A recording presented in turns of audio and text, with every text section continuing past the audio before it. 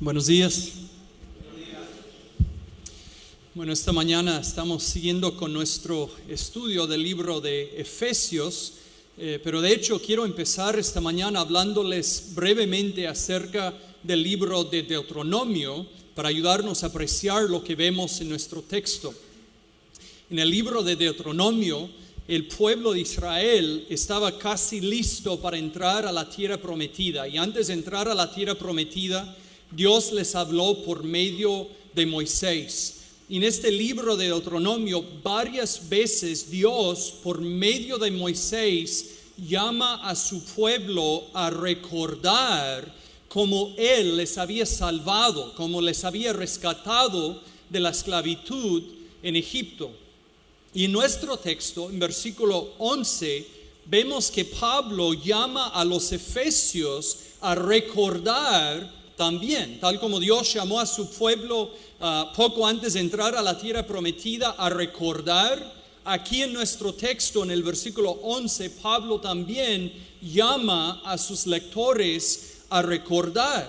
Y luego él les recuerda acerca de cómo Dios les ha salvado. Entonces hago la pregunta, ¿por qué es que tanto en Deuteronomio como en otras partes de la Escritura, como aquí en nuestro texto, por qué es que los creyentes son llamados a recordar? Y yo creo que la respuesta es porque lo que Dios ha hecho por su pueblo establece su identidad y establece la base y establece la motivación del comportamiento que Dios quiere. O sea, recordar lo que Dios ha hecho por su pueblo nos recuerda de nuestra identidad, nos recuerda de la base y de la motivación que luego nos motiva en nuestra vida cristiana. Y en Efesios vemos que Pablo está pensando así. De hecho, si recordamos un poco de lo que hemos visto antes en Efesios, podemos ver esto. En Efesios 1, de 15 a 23, vimos la oración de Pablo por los efesios. Y él explicó en versículo 18 que él deseaba que los efesios sepan de lo que es suyo en Cristo. Entonces Pablo deseaba que ellos entendieran su identidad y lo que Dios había hecho y lo que Dios disponía para ellos por medio de Cristo. Y después de decirles esto, luego en capítulo 2 de 1 a 10 y ahora en 2 de 11 a 22, Pablo explica lo que Dios ha hecho por ellos por medio de Cristo. También vemos este concepto si consideramos la estructura general del libro de Efesios. Antes de capítulos 4 a 6, en que Pablo llama a los cristianos en Éfeso a vivir de cierta manera, en los capítulos de 1 a 3, él les recuerda lo que Dios ha hecho por ellos. Él les recuerda de grandes realidades acerca de Cristo, acerca de la iglesia y acerca de la salvación. Y justo después de recordarles estas cosas, Él les llama a la acción, Él les llama a responder, a vivir como cristianos. Entonces esta mañana nosotros también vamos a ver la importancia de recordar lo que Dios ha hecho por nosotros que estamos en Cristo, por medio de Cristo. Entonces, para considerar esto, vamos a dividir a nuestro texto en dos partes. Primero, en versículos 11 y 12, vamos a ver lo que éramos antes de conocer a Cristo. Y en versículos de 13 a 18, vamos a ver lo que Dios nos ha dado por medio de Cristo. Y quisiera mencionar otra cosa acerca de la estructura aquí de Efesios. Muchos han señalado, y si estaban aquí la semana pasada, van a darse cuenta que este texto, los versículos de 11 a 18, son muy similares a los versículos de 1 a 10. De hecho, en los dos textos, Pablo sigue el mismo patrón. Recuerda a sus lectores cómo eran antes de conocer a Cristo y luego les recuerda lo que tienen ahora en Cristo. Entonces, ¿por qué comparte Pablo lo mismo dos veces seguidos? Bueno, de hecho hay una pequeña diferencia. ¿Cuál es la diferencia entre estos dos textos? Lo que Pablo comparte en capítulo 2 de 1 a 10 es una descripción más general Y lo que él comparte en versículos de 11 a 18 está dirigido específicamente a cristianos con un trasfondo gentil, que habría sido la mayoría de la iglesia en Éfeso. Entonces él está hablando de cosas particulares que se aplicaban a ellos también. Bueno, de todos modos, casi todo lo que Pablo dice aquí en el texto aplica a nosotros también. Entonces esto es lo que vamos a ver. Vamos a ver lo que éramos antes de Cristo y lo que tenemos en Cristo. Y al ver al texto, yo creo que hay 4 ideas claves que vamos a ver. Una idea que yo menciono en el título que he puesto a este sermón es que Cristo no solo reconcilia a los pecadores con Dios, sino que también reconcilia a los pecadores entre sí, los unos con los otros. Es decir, que el pecado no solo nos separa de Dios, y esto es lo más grave que hace el pecado, nos separa de Dios. Pero el pecado no solo nos separa de Dios, sino que el pecado también nos separa los unos de los otros. Nosotros pecamos los unos contra los otros y existe y puede existir hostilidad tanto entre individuos como entre grupos étnicos o entre países, como la hostilidad que existía entre los judíos y los gentiles. Pero lo que vamos a ver en nuestro texto es que por medio de Cristo, Dios no solo reconcilia a los pecadores con sí mismo, sino que reconcilia a los pecadores los unos con los otros. Esta es una idea clave. Otra idea que creo que vamos a ver con bastante claridad es que el pueblo de Dios es definido por la relación de las personas con Jesús. Es decir, que uno no es salvo porque es descendiente físico de Abraham. Es decir, que uno no es salvo por ser judío, sino que es salvo por tener fe en Cristo. Entonces, ¿cómo podemos identificar quién es de Dios, quién es parte del pueblo de Dios y quién no lo es? La pregunta no es quién fue su descendiente, o sea, de quién es descendiente físicamente, sino la pregunta es que si la persona ha tenido fe en Cristo, si ha confiado en Cristo por el perdón de los pecados. Una tercera idea que realmente me impacta es esta, que a pesar de donde nos ha traído el Señor, debemos estar agradecidos. Algo que vamos a ver en nuestro texto es que, según Pablo, los judíos relativamente estaban cerca de Dios y los gentiles relativamente estaban lejos de Dios. Y de la misma manera, supongo que entre los cristianos que están aquí esta mañana, que algunos de nosotros hemos sido criados en hogares cristianos, podríamos decir relativamente cerca de Dios. Y es probable que otros aquí que son cristianos no fueron criados en hogares cristianos, relativamente lejos de Dios. Pero lo que quisiera decirles es que no importa de dónde te ha traído Dios, si Dios te ha salvado, ha sido un milagro. Y este milagro de la gracia de Dios y de la salvación que te ha regalado debe producir en ti agradecimiento. No importa de dónde te ha traído. Si te ha traído relativamente de lejos o relativamente de cerca, si te ha salvado, esto debe producir en ti agradecimiento. Y una cuarta idea relacionada con lo que Pablo nos llama a hacer en este texto es esta.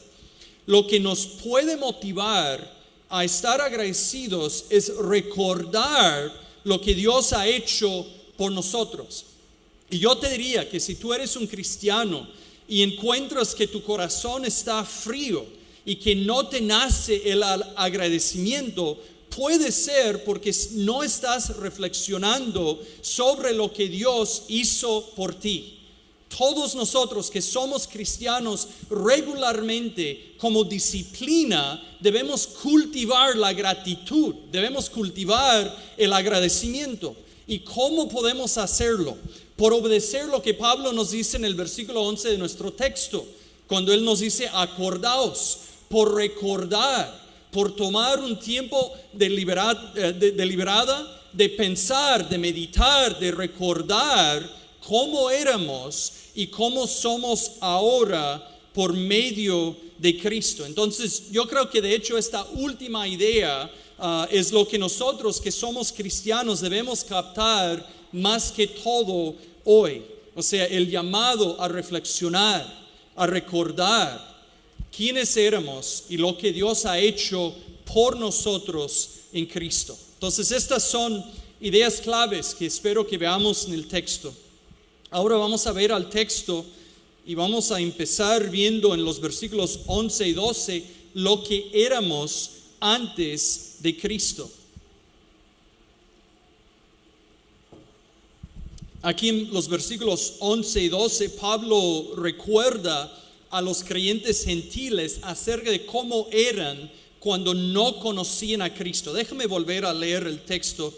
Ahí él dice: por tanto, acordaos de que en otro tiempo vosotros, los gentiles, en cuanto a la carne, erais llamados sin circuncisión por la llamada circuncisión hecha con mano en la carne. En aquel tiempo estabais sin Cristo, alejados de la ciudadanía de Israel y ajenos a los pactos de la promesa, sin esperanza y sin Dios en el mundo. Entonces aquí Pablo nos da una descripción de cómo eran estos creyentes gentiles en Éfeso antes de conocer a Cristo. Y lo primero de que él les recuerda es que ellos estaban despreciados por los judíos. Pablo recuerda a los gentiles que en la carne no habían sido circuncidados porque no eran judíos, que ellos fueron despreciados por los judíos. Los judíos que les despreciaban se enorgullecían mucho por su judaísmo y entonces ellos menospreciaban a los demás. Pero de hecho ellos revelaban que no habían entendido bien lo que Dios había hecho con ellos. Ellos habían entendido mal. Dios había separado al pueblo de Israel de las naciones para entonces bendecir a las naciones. Y ellos, en vez de bendecir, se enorgullecían y juzgaban y menospreciaban a los demás. Y aquí Pablo enfatiza su interpretación de la circuncisión. Él enfatiza que entiende que la circuncisión, que una ceremonia externa y física, no hace que una persona sea parte del pueblo de Dios, sino lo que hace a una persona parte del pueblo de Dios es la obra interior de Dios, es la circuncisión del corazón, es el nuevo nacimiento, es el llegar a tener nueva vida en Cristo al responder al evangelio por arrepentimiento y fe. Entonces Pablo recuerda a estos creyentes que antes de ser cristianos, que eran despreciados por los judíos. Y quiero detenerme aquí para hacer una aplicación, o más bien advertirnos a nosotros que somos creyentes. Yo creo que debemos estar alertas al peligro de tener una actitud como los judíos que Pablo describe. Espero que Dios nos guarde del orgullo. Si tú eres salvo, es por gracia. Si Dios te ha salvado, te ha dado lo que no mereces. Entonces, enorgullecerte no tiene sentido. Y si eres salvo es para bendecir, no es para despreciar. Tal como te alegras en tu propia salvación, debes amar a tus prójimos y desear verles a ellos ser salvos también. Y otra vez, ¿qué es lo que nos puede motivar? Lo que nos puede motivar a bendecir en vez de despreciar es hacer precisamente lo que Pablo nos llama a hacer en este texto. Es por recordar. Es por recordar lo que éramos y lo que somos, y recordar que lo que somos ahora lo somos por la gracia, porque Dios nos ha dado lo que no merecemos. Luego Pablo recuerda a los efesios que antes de Cristo también estaban sin Cristo. Estaban sin Cristo. Como gentiles, ellos no conocían el Antiguo Testamento. Ellos no sabían, ni siquiera sabían que iba a haber un Mesías. Y cuando vino Jesús al mundo, cuando vino el Mesías, no vino a Éfeso, no vino a Roma, vino a Israel. Él mayormente en su ministerio terrenal se limitó a los judíos. Entonces estos creyentes gentiles en Éfeso no habían sabido acerca de Jesús. Y en su ministerio terrenal Jesús no había venido a ellos.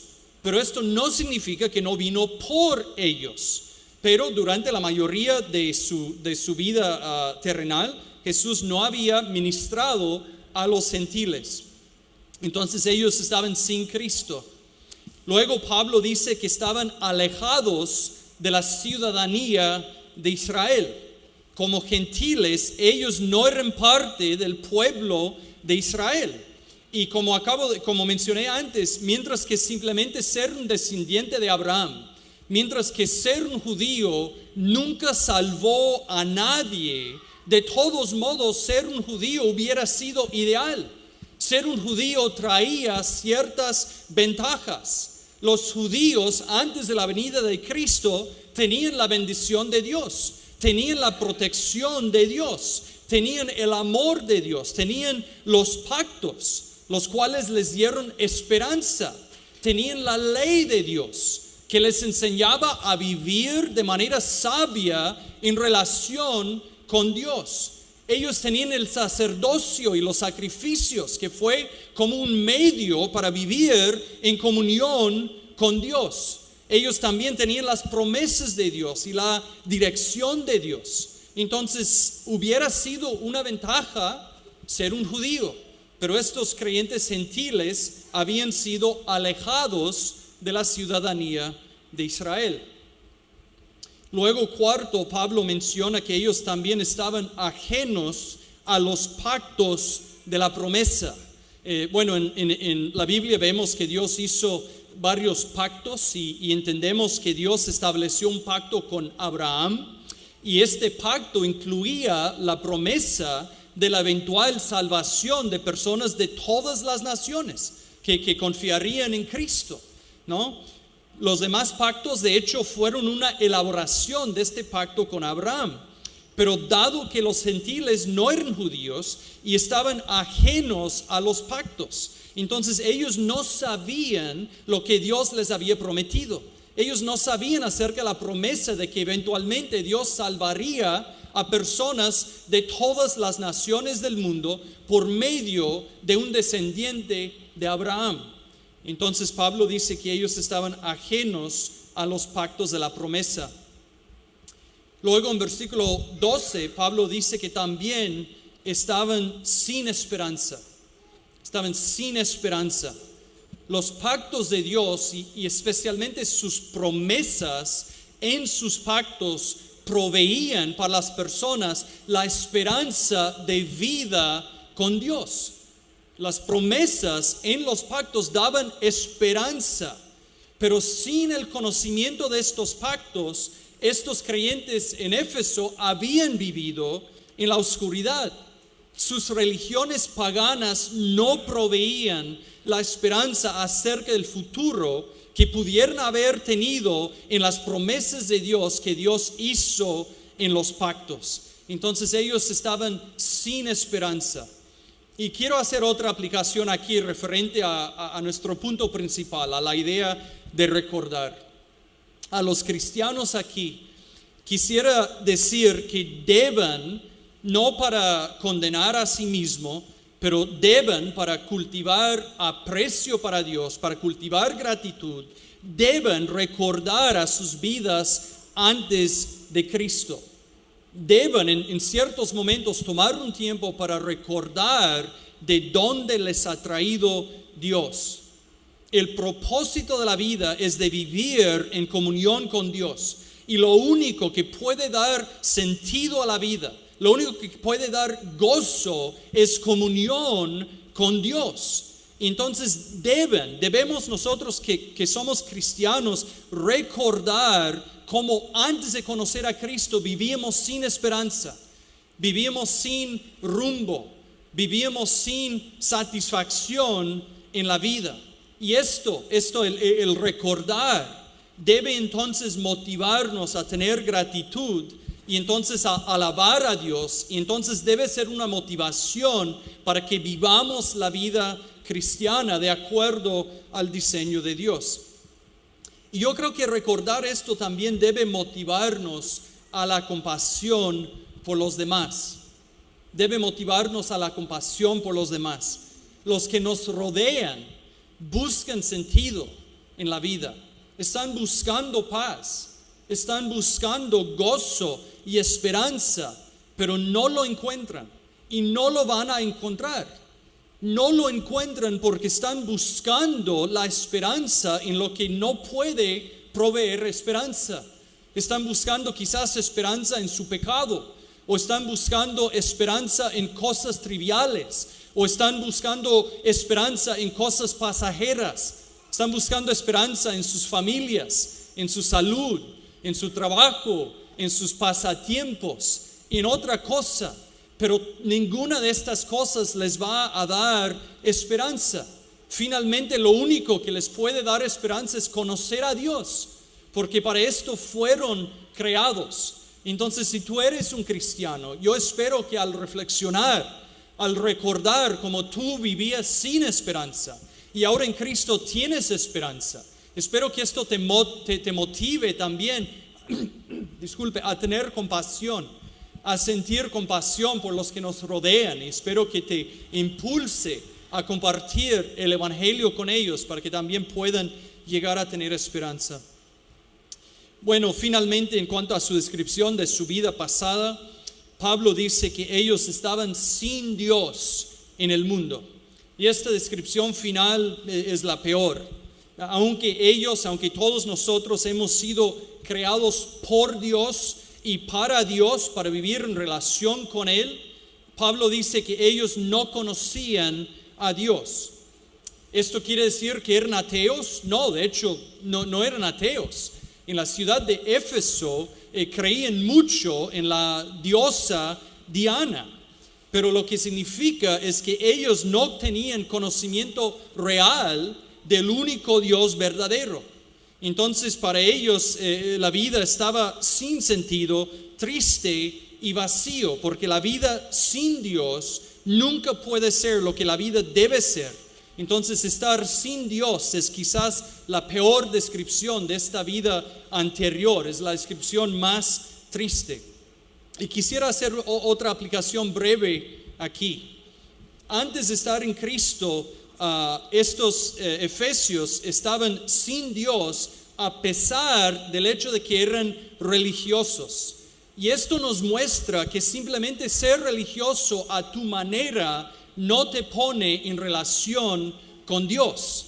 Quisiera decir esto, quizás si hay alguien aquí esta mañana que dice, no, el cristianismo está bien y fulano cree esto y yo tengo a mi propia religión, yo tengo a mis propias ideas y voy a creerle a Dios y buscar vivir en relación con Dios a mi manera. No funciona así. La única manera de conocer a Dios es que si respondemos a la revelación que Dios nos ha dado. Dios se ha revelado a nosotros, nos ha dicho cómo es Él, nos ha dicho cómo conocerle, nos ha dicho cómo vivir en relación con Él. Y esto empieza con entender el evangelio, con arrepentirnos de nuestros pecados y con confiar en Cristo por el perdón de los pecados. Entonces, si vamos a conocer a Dios, si vamos a tener a Dios, tenemos que acercarnos a Dios de acuerdo a su revelación, respondiendo a la luz que Él nos ha dado, de acuerdo a los términos que Él establece. Porque si nosotros buscamos hacerlo de nuestra manera, según Pablo aquí, nos quedaríamos sin Dios. Entonces Pablo ha descrito cómo fue la vida de los efesios antes de Cristo. Ahora va a describir lo que Dios ha hecho por los creyentes por medio de Cristo, en versículos de 13 a 18. Voy a volver a leer estos versículos. Él dice, pero ahora en Cristo Jesús, vosotros que en otro tiempo estabais lejos, habéis sido hechos cercanos por la sangre de Cristo, porque Él es nuestra paz, que de ambos pueblos hizo uno, derribando la pared intermedia de separación, aboliendo en su carne las enemistades, la ley de los mandamientos expresados en ordenanzas, para crear en él mismo de los dos un solo y nuevo hombre, haciendo la paz. Y mediante la cruz reconciliar con Dios a ambos en un solo cuerpo, matando en ella las enemistades. Y vino y anunció las buenas nuevas de paz a vosotros que estabais lejos y a los que estaban cerca, porque por medio de él los unos y los otros tenemos entrada por un mismo espíritu al Padre. Entonces, en estos versículos Pablo menciona 4 cosas que Dios hizo por los creyentes gentiles por medio de Cristo. Primero, él dice que ellos fueron hechos cercanos por la sangre, en versículo 13. Él ha dicho que los creyentes gentiles habían estado lejos de Dios, separados de Dios. Ellos no conocían a Dios y estaban sin Dios en el mundo. Pablo nos ha dicho que ellos no sabían acerca de sus promesas y estaban sin esperanza. Pero él dice que ahora ellos habían sido hechos cercanos a Dios por medio de la sangre de Cristo. Es decir, que la muerte sacrificial de Jesús en la cruz, en su lugar, les había puesto en una relación de aceptación con Dios. Entonces, los que habían estado lejos fueron hechos cercanos por el sacrificio de Cristo en la cruz. También dice que ellos habían sido reconciliados a Dios. En versículo 16, los creyentes gentiles habían sido reconciliados con Dios mediante la cruz. Y la palabra reconciliar se refiere al reparar o restaurar una relación rota. Se refiere a la idea de cambiar la situación desde la enemistad hacia la amistad. En el pecado, en nuestro pecado, nosotros vemos a Dios como un enemigo. Pero la escritura también nos da la noticia que debe asustarnos, que Dios también ve a los pecadores como enemigos. De hecho, en Efesios 2:4 vimos la semana pasada que Dios ve al pecador en su pecado como un hijo de ira.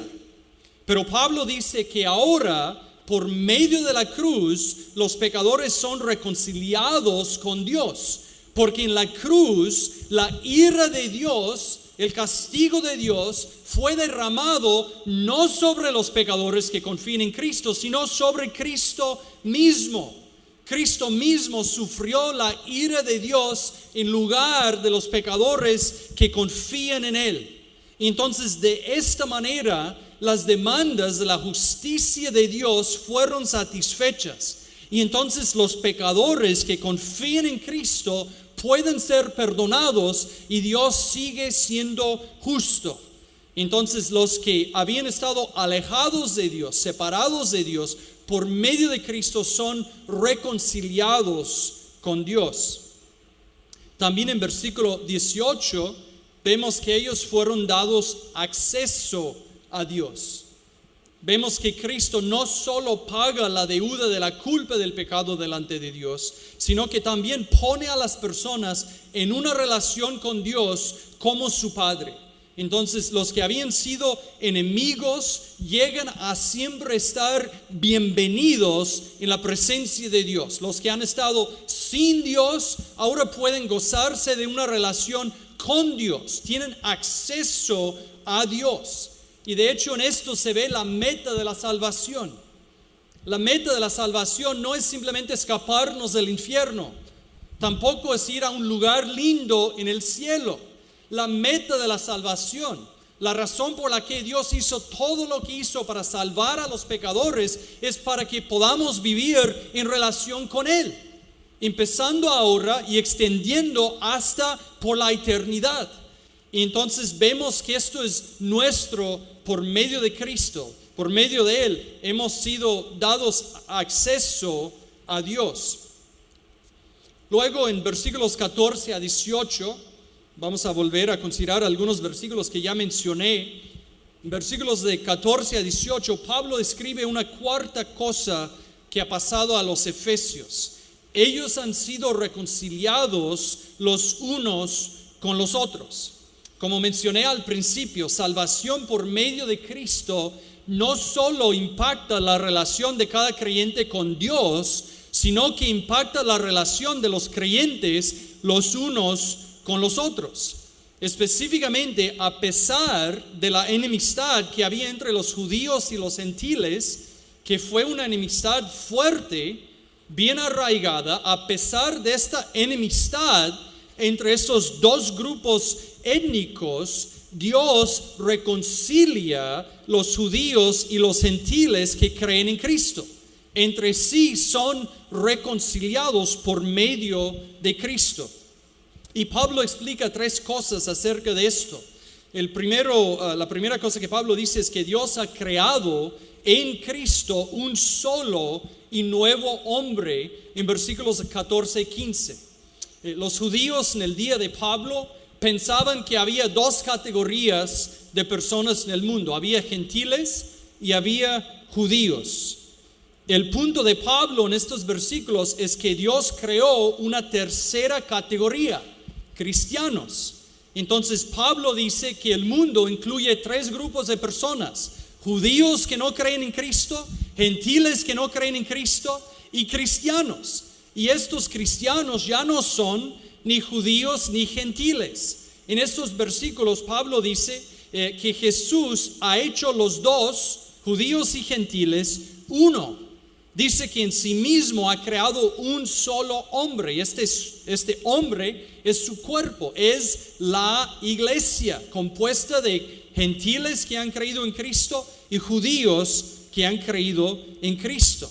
Y este nuevo hombre entonces reemplaza a los dos hombres anteriores. Ya no existen en la iglesia judíos y gentiles, sino solamente la iglesia, solo los cristianos. ¿Y cómo fue cumplido esto?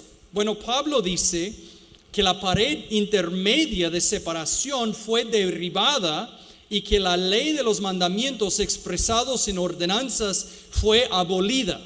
Aquí Pablo está refiriéndose a dos cosas muy prácticas que dividían a los judíos y a los gentiles. Primero, en el templo, en aquel tiempo, había literalmente una pared de aproximadamente 1,5 metros que dividía la parte del templo que fue conocido como la corte de los gentiles del resto del templo.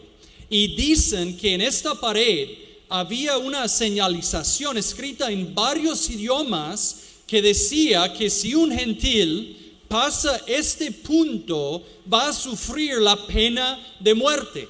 O sea, literalmente les fue prohibido pasar más allá de la corte de los gentiles y fueron advertidos con la pena de muerte. Y literalmente había una pared ahí en el templo que les dividía.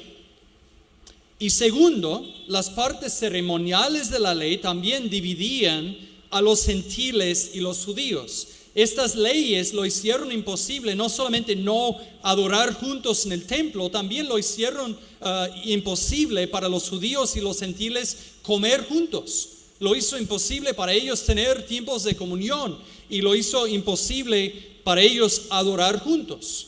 Bueno, ¿por qué es que ya no estaban en juego entonces estas leyes? Porque habían sido cumplidas en Cristo. Estas leyes fueron sombras, pero las sombras señalaban la realidad venidera de Jesús. Y una vez que Jesús vino, y una vez que Jesús ofreció el sacrificio de sí mismo, estas cosas pasaron. Entonces ahora, por medio de la obra de Cristo, es posible para judíos y gentiles adorar juntos. Es posible comer juntos, porque Cristo cumplió estas cosas y así, como dice Pablo, anuló estas cosas y destruyó esta pared que les dividía. Hay una aplicación importante aquí para nosotros, es algo que creo que debemos entender. Un punto que debemos tener bien claro es que hay un solo nuevo hombre. Hay un solo nuevo hombre, es decir, que hay un solo pueblo de Dios. No es como que haya la iglesia Israel, hay un solo pueblo de Dios. Y lo que define este pueblo de Dios no es que si una persona es descendiente de Abraham, sino es que si como Abraham ha tenido fe. Y más específicamente, depende de cómo se relaciona a Cristo. Lo que define el pueblo de Dios es que si una persona como Abraham ha tenido fe y ha confiado en Jesucristo por el perdón de los pecados. Entonces, Cristo ha creado un solo nuevo hombre. Luego en versículo 16, Pablo dice también que hemos sido reconciliados a Dios en un solo cuerpo. En versículo 16, Pablo dice que los judíos y gentiles que confían en Cristo son reconciliados a Dios en un solo cuerpo mediante la cruz. En otras palabras, los judíos y los gentiles son salvos de la misma manera. No es el caso que los judíos son salvos por ser judíos y los gentiles son salvos por la cruz. Tampoco es el caso de que los judíos deben y pueden seguir sacrificando animales y tratar de acercarse a Dios así, y los gentiles por medio de la cruz, sino que tanto los judíos como los gentiles son reconciliados con Dios de la misma manera, por medio del sacrificio de Jesucristo en la cruz. Hay una sola manera de salvación para todos, es por medio de la cruz. Bueno, de la misma manera, Pablo dice en versículos 17 y 18 que los dos grupos son concedidos entrada por un mismo espíritu. Relativamente, los judíos estaban cerca de Dios y habían disfrutado de muchas ventajas. Relativamente, los gentiles estaban lejos de Dios, sin ninguna de estas ventajas. Sin embargo, los dos grupos ahora tienen acceso al Padre por medio de Jesús, por medio del mismo Espíritu. Solo es debido a la muerte de Jesús que cada grupo puede tener relación con Dios y cada grupo se acerca a Dios por medio del mismo Espíritu Santo. Entonces no hay dos bases de salvación y no hay dos maneras de acercarse a Dios. Solo hay una manera, en base del sacrificio de Cristo, por medio del ministerio continuo del Espíritu Santo que mora en los creyentes. Entonces todos los que son cristianos son reconciliados con Dios y se acercan a Él por medio del sacrificio de Cristo y son reconciliados los unos con los otros también por medio de Cristo. Bueno, quiero ahora para concluir hacer algunas aplicaciones, primero para los que están aquí que no son cristianos y luego para los que son cristianos. Y especialmente estoy haciendo estas aplicaciones a la luz de esta idea que hemos visto ahora un par de veces, que relativamente los judíos estaban cerca de Dios y que relativamente los gentiles estaban lejos de Dios. Entonces, primero lo que quisiera decirte, si estás visitándonos o acompañándonos esta mañana y no eres cristiano, es que no importa tu trasfondo religioso. Según la Biblia, o de manera definitiva estás en Cristo, has sido perdonado, has sido salvo, has llegado a ser hijo de Dios, o no estás en Cristo. Y tu trasfondo religioso no tiene nada que ver, no establece tu posición delante del Señor. Por un lado, si estás aquí y no eres un cristiano, pero fuiste criado en un hogar cristiano, te diría que esto ha sido un privilegio y realmente has sido bendecido. Si tú fuiste criado en un hogar donde tus padres te enseñaron la Biblia, donde te llevaron a la iglesia, donde te hablaron del Evangelio, de lo que hizo Cristo, debes dar gracias a Dios. Esto ha sido una tremenda bendición, una tremenda ventaja. Pero simplemente ser criado en un hogar cristiano no te va a salvar. Aunque hayas sido criado en un hogar cristiano, tú también necesitas apropiar el beneficio de lo que Cristo hizo. Tú personalmente tienes que arrepentirte, tienes que confiar en Cristo por el perdón de tus pecados. La fe de tus padres no te va a salvar. Personalmente tienes que apropiar lo que Cristo hizo y tienes que hacerlo por fe. Por otro lado, si estás aquí esta mañana y no eres cristiano, quizás sientes mal, quizás sientes tristeza al decir, wow, qué pena que no fui criado en un hogar cristiano, esto me entristece mucho. Bueno, te comparto buenas noticias. Esto no es un requisito para ser cristiano. El hecho de que no hayas sido criado en un hogar cristiano no te impide ser salvo. A pesar de tu trasfondo religioso, si te arrepientas y si confías en Cristo, Dios te salvará. Entonces, no importa cuál haya sido tu trasfondo, si no eres cristiano, espero que te quede claro que Dios, por medio de la obra de Cristo, ha hecho lo suficiente para salvar, para perdonar, para restaurar a los pecadores a sí mismo, a los que se arrepientan y confían en Él. Y Dios te llama a arrepentirte, a confiar en Él, y si lo haces te salvará, a pesar de tu trasfondo religioso. Ahora, para los cristianos aquí, si fuiste criado en un hogar no cristiano y aún llegaste a ser cristiano, dad gracias a Dios. ¡Qué milagro! Gloria a Dios, que quizás hayas empezado relativamente muy lejos de Dios y de todos modos Dios en tu gracia te halló. Si eres tú, si empezaste relativamente lejos y ahora conoces a Dios, bueno, dadle gracia. Reconoce que Dios te mostró esta gracia y así obró para salvarte. Y si fuiste criado en un hogar cristiano, esto también es gracia. Debes reconocer la gran ventaja que Dios te dio y debes agradecerle. Debes alabarle por haber hecho esto en tu vida aún antes de personalmente conocerle.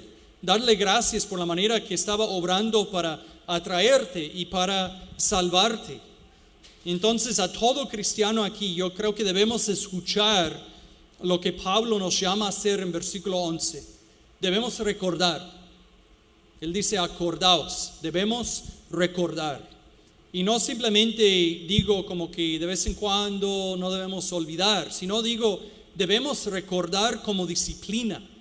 Como disciplina, debemos tomar tiempo de vez en cuando para reflexionar y para recordar cómo era mi vida antes, cómo fue que Dios me ha salvado, qué es lo que Dios me ha dado ahora en Cristo. Debemos recordar lo que éramos y considerar lo que somos, y entonces debemos dar gracias. Debemos alabar a Dios por su gracia que nos ha mostrado en Cristo. Oremos. Señor, es maravilloso lo que tú hiciste por los pecadores por medio de Cristo. Y reconocemos que nuestra situación sin Cristo ha sido horrible. Ha sido una situación sin esperanza. Y Padre, te damos gracias por lo que hiciste al dar a Cristo para reconciliarnos contigo. Y Padre, en primer lugar pido por aquellos que están aquí que no te conocen y te pido que tengas misericordia de ellos, tal como has rescatado a tantas personas aquí de la oscuridad y los has trasladado al reino de tu Hijo. También, Padre, te pedimos hacer lo mismo por los que están aquí y no te conocen.